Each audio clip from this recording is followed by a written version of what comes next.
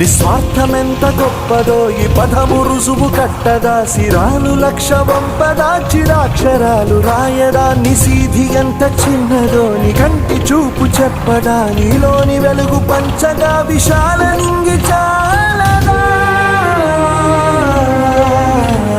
మనుష్యులందు నీ కథా మహర్షిలాగా సాగదా, మనుష్యులందు నీ కథా మహర్షిలాగా